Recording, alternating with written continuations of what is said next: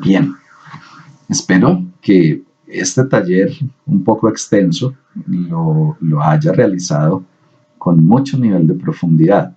Como pudo darse cuenta en el taller, hacer un ejercicio de estos no es un asunto de media hora, no es un asunto de minutos, es un asunto que bien hecho dentro de una organización puede tardar semanas y puede uno emplear una muy buena cantidad de tiempo haciendo este ejercicio para llegar a un resultado confiable.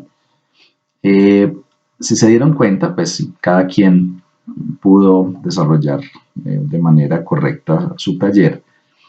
Hicimos énfasis un poco en ISO 9001 por un motivo en especial. ISO 9001 presenta dentro de sus requisitos, como pudo observar usted en el material, presenta dentro de los requisitos tres tipos de análisis de riesgos que deben ser llevados a cabo.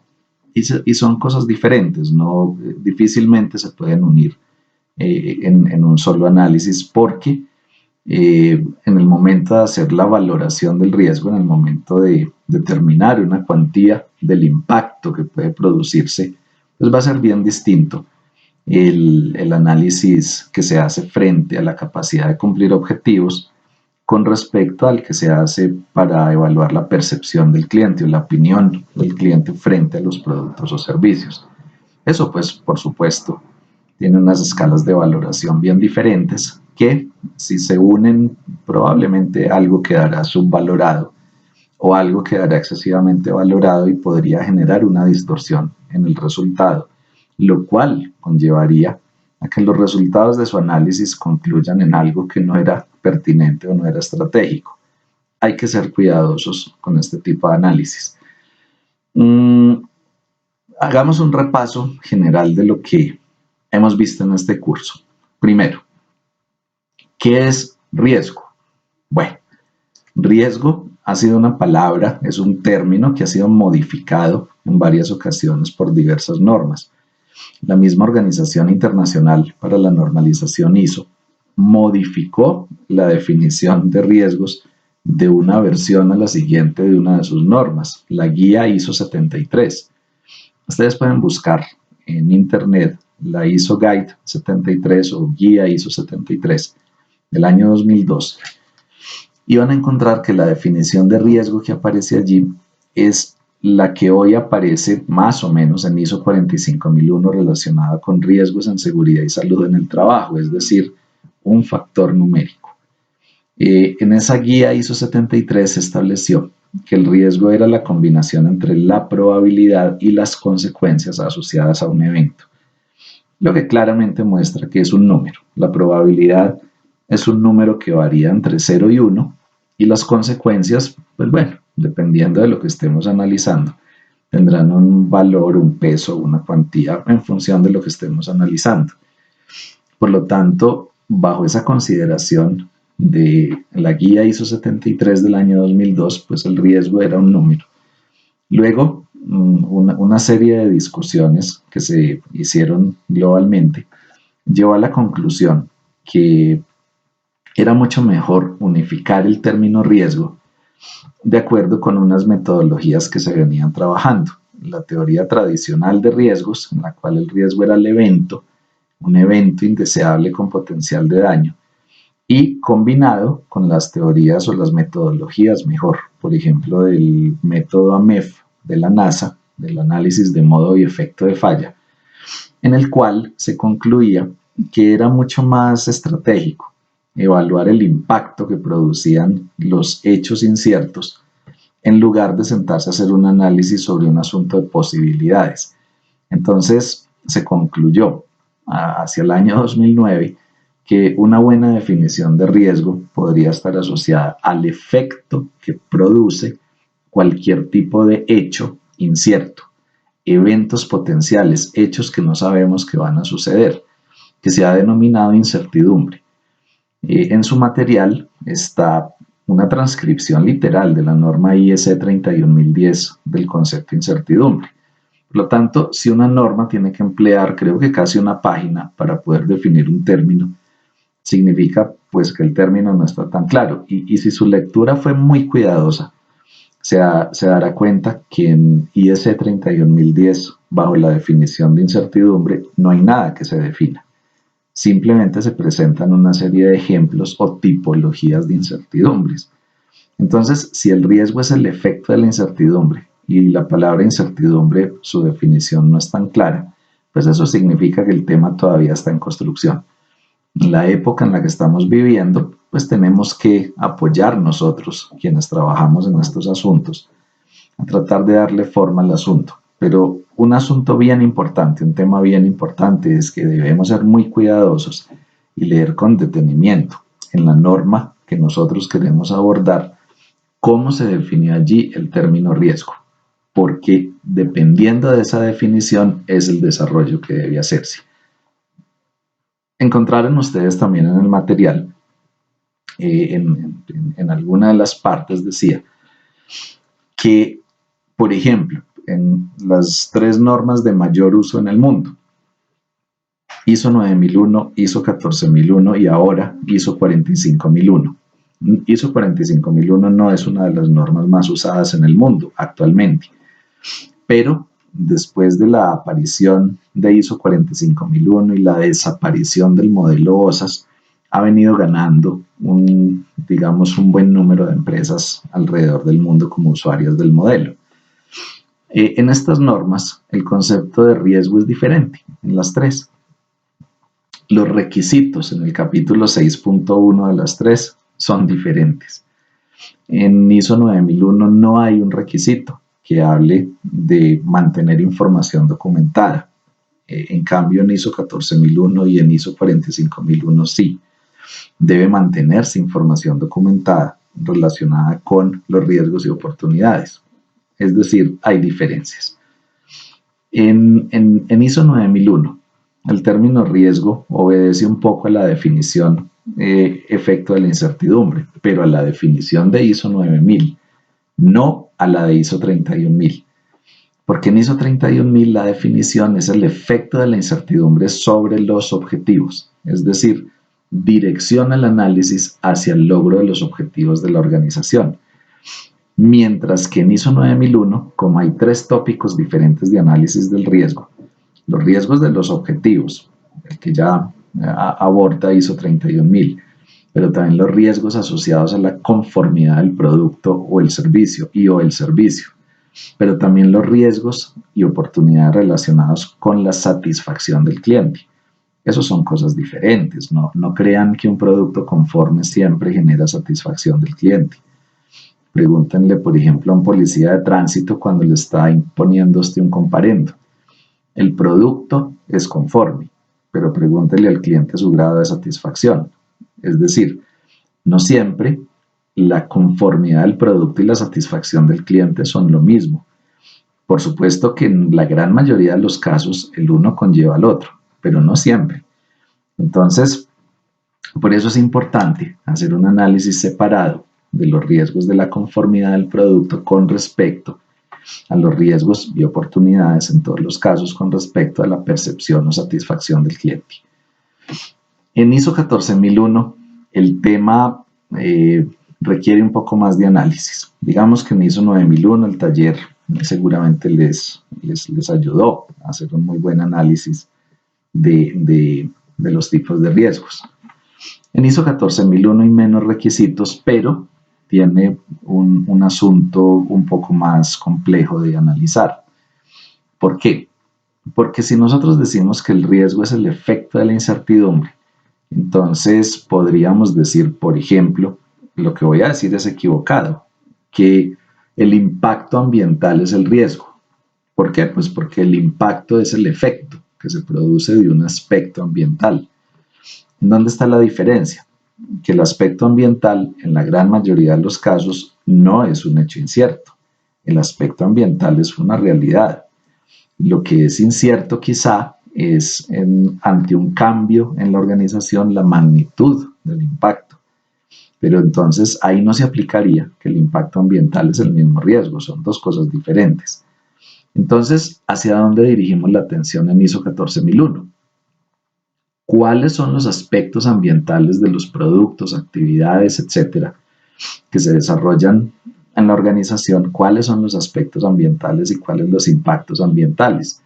Eso viene desde que existe la norma ISO 14001. Eso no es un asunto que recién aparece con la estructura de alto nivel.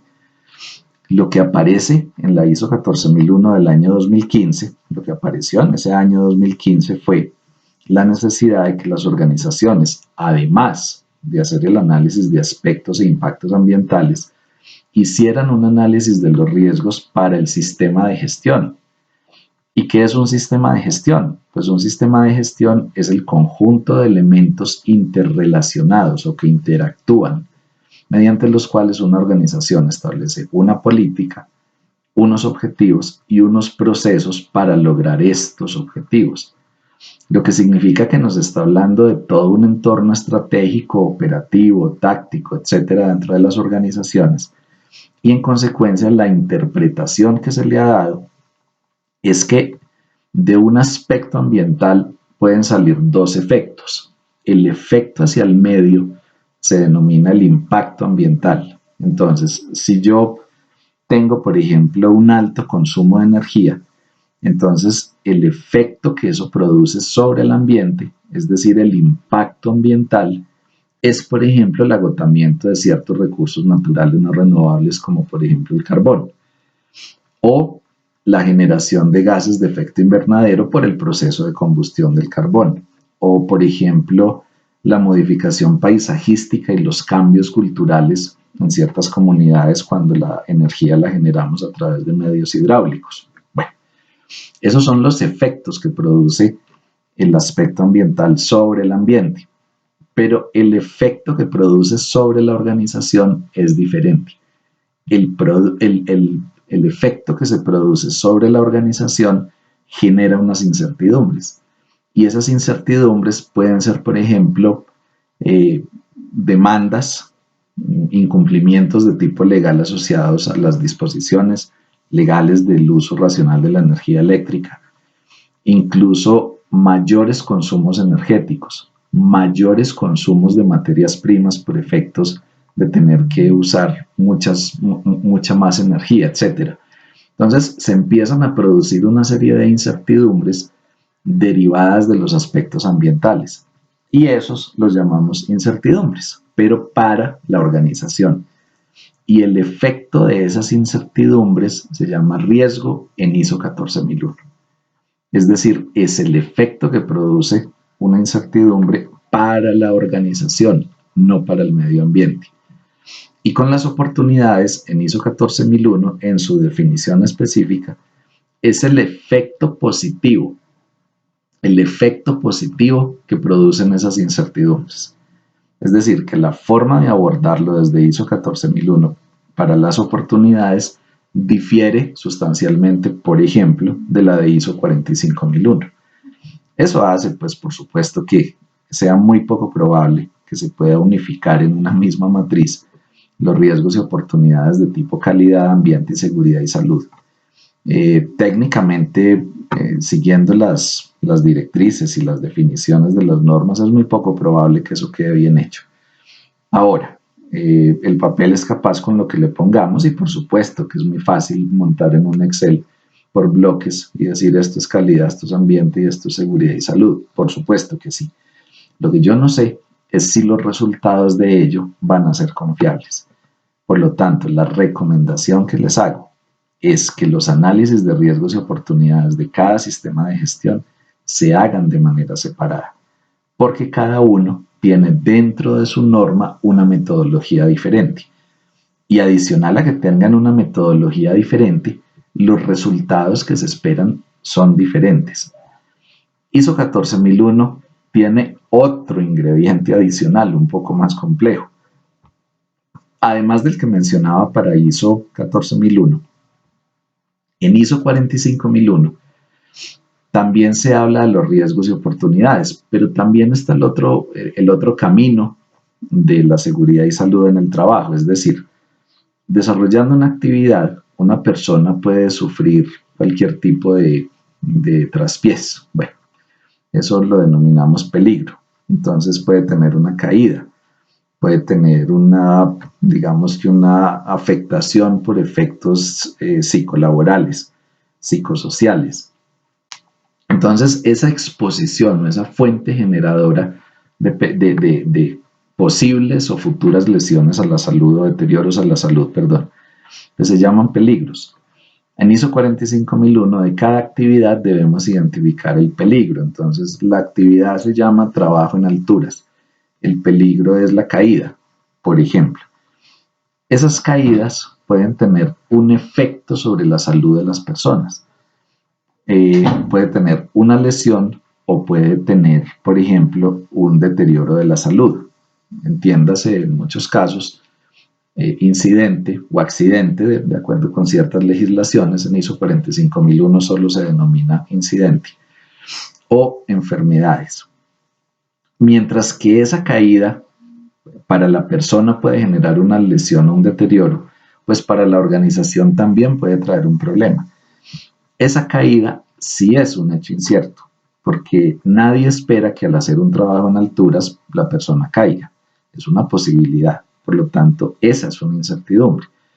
Y el efecto de esa incertidumbre sobre el sistema de gestión, entiéndase la organización, pues es un efecto que ya no es a la persona, sino a la organización en sí misma. Entonces, de una caída se desprende para la persona una posible lesión, qué sé yo, una fractura, cualquier tipo de lesión, incluso la muerte. Pero para la organización puede traer unos efectos como por ejemplo una demanda. Esas demandas en términos de ISO 45001 se denominan riesgos. O sea que riesgo es lo que denominamos efecto de la incertidumbre para la organización. Pero resulta que en esa norma hay otra cosa bien diferente que también se llama riesgo, y es el riesgo de seguridad y salud en el trabajo. El riesgo de seguridad y salud en el trabajo es la combinación entre la probabilidad y la severidad, la probabilidad del peligro o el evento y la severidad de la posible lesión o deterioro de la salud. Es decir, en ISO 45001 el riesgo de seguridad y salud en el trabajo es un número, mientras que el riesgo solo es el efecto que se causa sobre la organización a partir de un hecho incierto.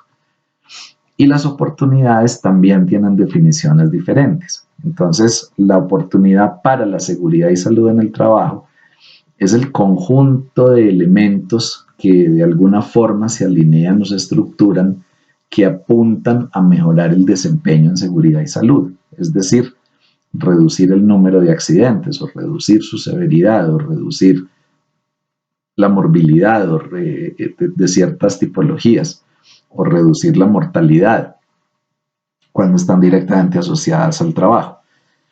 O sea que las oportunidades no son el efecto de, es la incertidumbre, no el efecto, sino la incertidumbre que, estructurada de cierta manera, puede generar un mejor desempeño.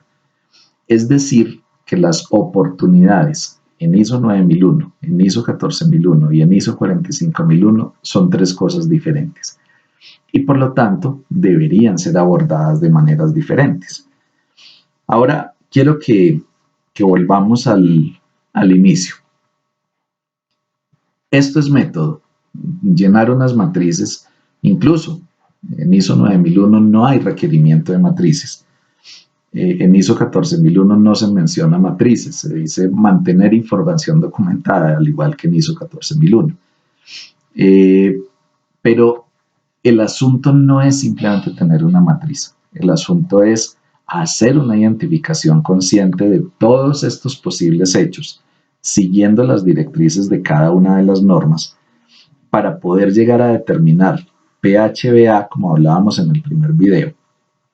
Cuando estamos planificando, ¿qué es lo que nos podría ocurrir que generaría una pérdida de capacidad de cumplir con nuestros objetivos? ¿O qué nos podría ocurrir que nos generaría un incremento sustancial en esa capacidad para cumplir con estos objetivos? Riesgos y oportunidades.